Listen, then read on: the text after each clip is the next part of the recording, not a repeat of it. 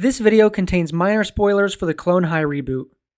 Yes, I know, technically it's not a reboot, but it just rolls off the tongue better, so get off my back. Just kidding, okay. So when I woke up this morning, I shot out of bed and straight away downloaded Max on my phone. What's Max? Well, it's the dumbass name they came up with for HBO Max's newest incarnation, Max. Good job on that one, guys. The 17th search result on Google thanks you.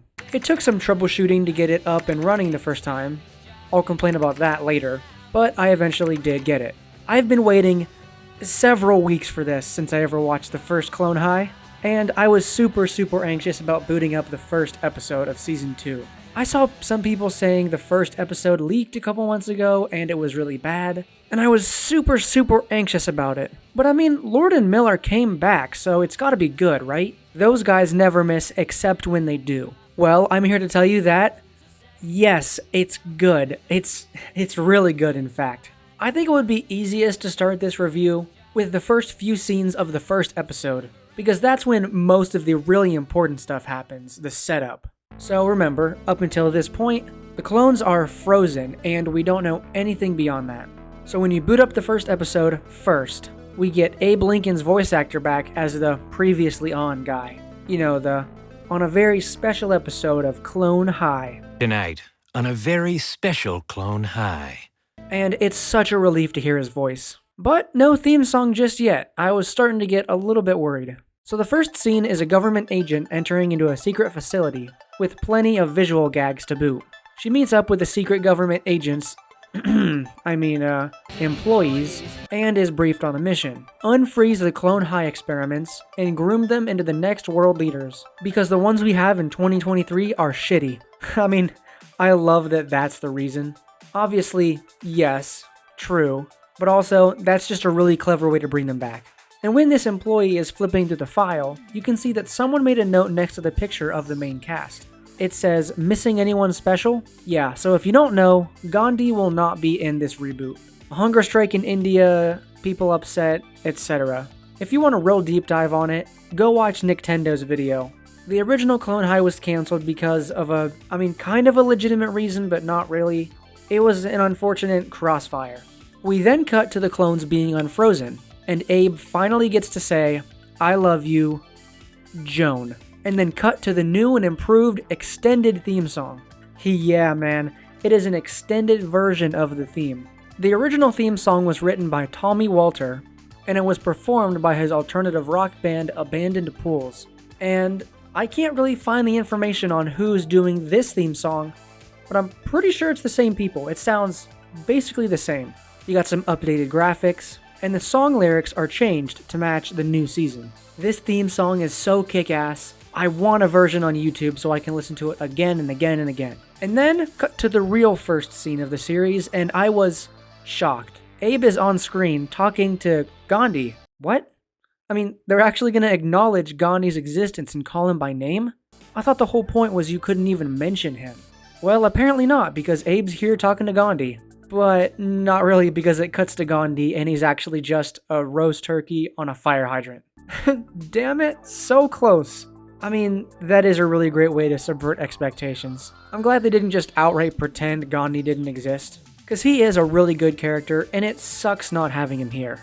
From there, we get 2 great episodes with amazing writing and voice acting as always. Now I gotta say, does every joke in the new reboot land? No, there are some that don't really hit for me at all, but the original Clone High was a similar situation. There's at least one really good joke per episode, usually from Scudworth. Where are my bitches?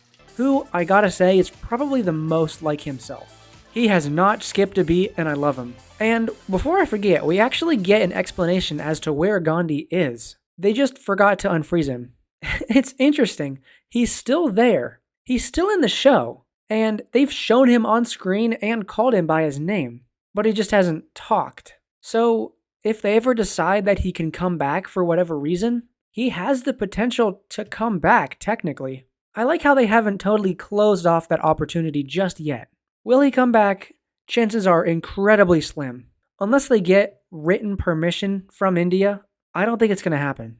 He is there still. So what did this reboot get right? The writing. It's great. It's funny, Not every joke hits, but most of them do, and honestly, that's good enough for me. The extended theme song is kick-ass, and I keep going back to it and listening to it again and again. The characters are all mostly the same. JFK feels a little less douchey, but that's not a huge deal. His voice acting is still amazing, and he does have some of the best comedy bits in these first 2 episodes. And even the new characters are really starting to grow on me. Frida Kahlo, Harriet Tubman, Confucius, and Toph Bus, probably my new favorite new character. He's kind of like, what's that one kid from Total Drama Island that just became like an actual monster? Because he got kicked off like first thing. He's bringing that energy. Spoilers, he's actually Christopher Columbus, but since Christopher Columbus got cancelled, he changed his name. It's really clever stuff. Now, to close off this review, I will say that this Clone High reboot doesn't feel exactly the same as the original. If you were hoping for something that was an exact copy, you're probably not going to get it. And that's probably due to a lack of Are you watching? Are you watching? Cause watch it. And turn. But in my opinion, it is still good, and it's still really worth watching. I gotta come clean about something. I know I praised Unicorn Warriors Eternal, but I couldn't really come back after episode 3. Not that it was bad, it just didn't have enough stuff happening or enough variety to keep me interested. I don't know, maybe it just ended up not really being my thing. But for the Clone High reboot, I am definitely waiting, holding my breath until June 1st when we get the next episode. I know for certain that I'm going to be coming back to it. And if that doesn't get you to at least check it out, I don't know what will. Anyway, I'm just so glad it's still good and fresh and awesome. And I'm definitely going to be sticking with it. If you want to watch it, it's on the new streaming service Max. Thinking about making an entire video on the UI of this new streaming service, I have some thoughts. Check out the Discord, you can share your art on there and get feedback. I'm also, obviously, on YouTube, just YouTube and Discord right now. Maybe a TikTok down the line, we'll see. Alright, thank you everybody so much for listening and watching. I will see you next time.